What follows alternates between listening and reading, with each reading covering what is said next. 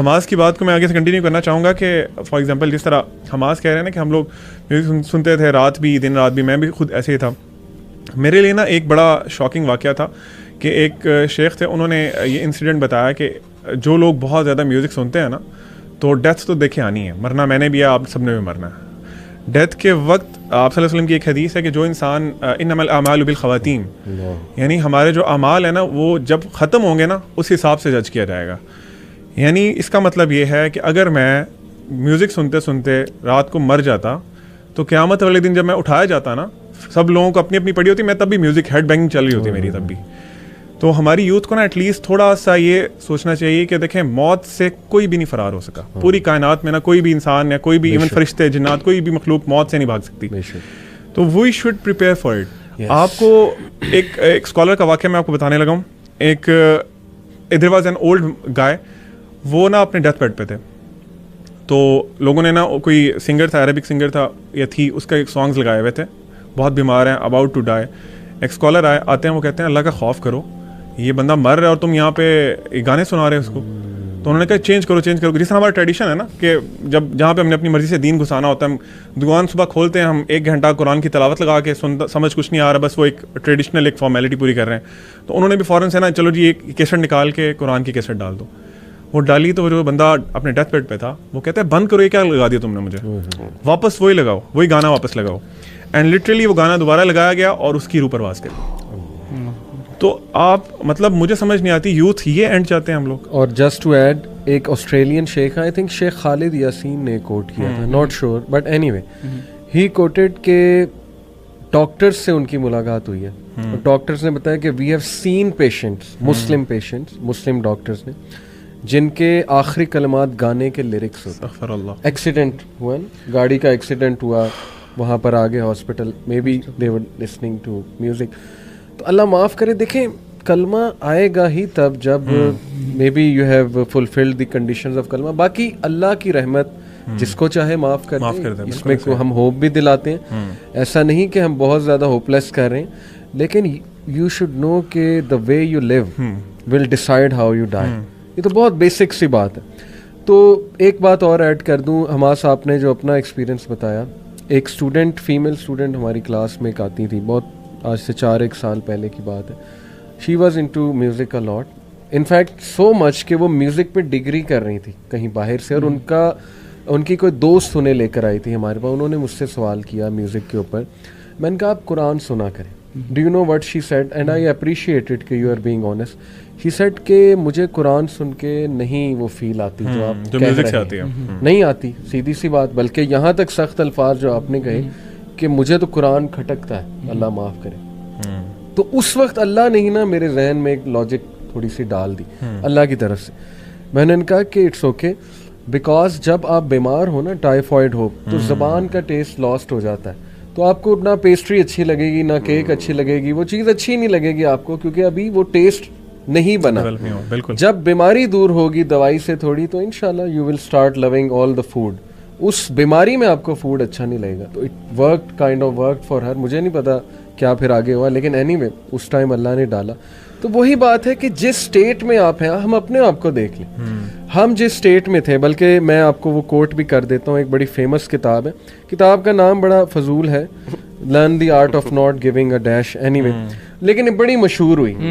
तो उसमें एक चैप्टर है Newton's third law of emotion, ये उन्होंने खुद अपनी तरफ से टाइटल रखा है, लेकिन साइंटिफिक रिसर्चेज उन्होंने कोट की। चैप्टर का एंड में नीचे टैग लाइन है कि your identity will stay your identity until a new experience acts against it। जब तक आप उस जोन में है ना, और आपने कोई और नई चीज एक्सपीरियंस नहीं की, आप उसी को डिफेंड किए जाएंगे। आपके लिए वही दुनिया। नहीं ये हम भी यही कहते थे, तबलीगी जमात आती थी, नहीं जी ये तो म्यूजिक हराम कहते थे, लो जी इन्हें क्या पता, इन्होंने तो सुना ही नहीं कभी, इनको क्या पता मेटल क्या एनर्जी देता है, क्या ड्राइव देता है। तो ये रिसर्चेज यही है कि आप कम से कम एक्सपीरियंस तो करो जी। अच्छा, मैं एक अपने दोस्त के एक्सपीरियंस शेयर करूँगा। मतलब उसने मुझसे सवाल किया था कि यार आप, कोई इंसान सॉन्ग सुनता है, चले वो कुरान भी सुन रहा है और साथ साथ सॉन्ग भी सुन रहा है, क्यों आप जज कर रहे हैं किसी को? उसकी पर्सनल चॉइस है। कोई डांस करना चाहता है, वो नमाज़ें पूरी कर रहा है, आप क्यों उसको जज कर रहे हैं? हो सकता है उसके दिल में आपसे बेहतर ईमान हो। सही। तो उस वक्त मेरी अकल के मुताबिक जो मैंने उसे जवाब दिया था ना, वो यही मैंने कहा था कि यार अगर तुम डांस कर रहे हो, सॉन्ग सुन रहे हो और तुम्हें उसी में मौत आ जाए और तुम उससे सेटिस्फाई हो तो तुम सुनते रहो। बेहतर पैरामीटर उसको जज करने का ये है कि आप देखो कि मौत अगर मुझे इस हालत में आ जाए तो क्या मैं कंफर्टेबल हूँ, मैं जाऊँगा इस दुनिया से वो काम करते हुए। उसके बाद वलीद भाई इसके अलावा ना मैं एक स्कॉलर को सुन रहा था, उन्होंने एग्जांपल दी। उन्होंने कहा कि देखें आप जिस तरह आपने बताया कि वो डांस कर रहे हैं, आप किसी भी गुनाह में इन्वॉल्व हैं, अल्लाह के नबी सल्लल्लाहु अलैहि वसल्लम आ जाते हैं। इमेजिन करें, थिंक फॉर अ मोमेंट, तो क्या आप उनको शो कर सकते हैं कि आप जो कर रहे थे? देखें इस एलिमेंट से ना उनका भी रेप्यूटेशन हो जाती है, जो समा और इस तरह की जो जिसको एक इस्लामिक एलिमेंट टच देते हैं म्यूज़िक को। मैं इसकी बहस में नहीं जाना चाहता, लेकिन आप खुद देख लो कि मैंने एक दफ़ा कहा, मैंने कहा अगर वो जो मतलब यानी हज़रा में वो मतलब यानी इस तरह ज़रबें लगा रहे होते हैं, मैंने कहा अगर तुम लोगों को हज़रत उमर देख लेना, उन्होंने सोटी पकड़ लेनी है, उन्होंने डंडा पकड़ लेना है और आप लोगों की हरकतें देख के कहना कि ये तुम लोगों ने दीन के साथ किया, ठीक है ना? क्या सहाबा ये करते थे बैठ के? Hamas criteria is very simple, जिसने मेरा बबल तोड़ा था। वो एक कोट है ना कि if you want to see a tree look at the fruits it's producing. Yes, exactly. Musicians, सूफी म्यूजिक की मिसाल है, how much is it helping themselves? Most musician, बल्कि most मैं कहूँगा 90% they are into girls, they are into affairs, they are into haram stuff, they are into drugs. इनके अंदर paedophilia भी बहुत, पीडोफिलिया वो तो फिर बहुत ही रॉक स्टार के अंदर बकायदा ये फिनोमेना उन्होंने काफ़ी नोटिस किया। They are into depression, they like to wake up at night. हर उल्टा काम उसमें इन्वॉल्व है। मुझे खुद एक म्यूजिशियन, बहुत मशहूर म्यूजिशियन, उन्होंने छोड़ा था म्यूज़िक, फिर दोबारा चले गए, एनीवे नाम नहीं लूँगा, उन्होंने खुद मुझे बताया था, मैं उनके साथ बैठा हुआ था, उन्होंने कहा यार what hit me was that कि सारा काम रात को होता है और हमें अजीब सी फीलिंग आती थी, जैमिंग भी रात को हो रही है, मतलब लिरिक्स रात को डिसेंड हो रहे हैं, ये उनके अल्फाज थे बकायदा। मैं बकायदा ना वो एक बैंड था, मैं उसका नाम नहीं लूँगा, उनके लिरिसिस्ट कहते थे कि मुझे नहीं पता कि मेरे ऊपर क्या तारी हो जाता था, और मतलब यानी जब मैं होल्ड करता था ना तो इस तरह करके वो लिरिक्स आते थे कि मैं I am not the author of those lyrics, ठीक है ना, और वो लिटरली शैतान का एलिमेंट होता था।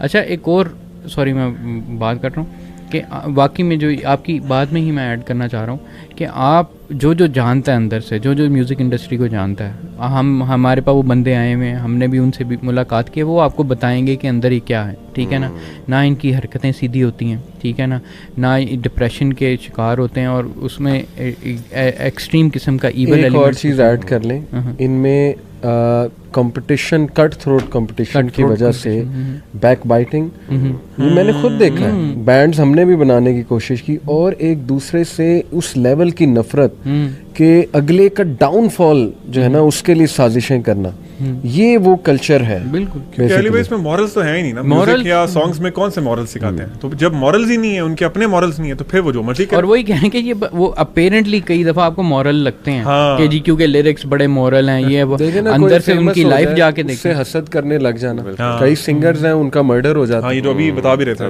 वी डोंट नो, मर्डर के पीछे मे बी हसद की एक वो रीजन है पूरी।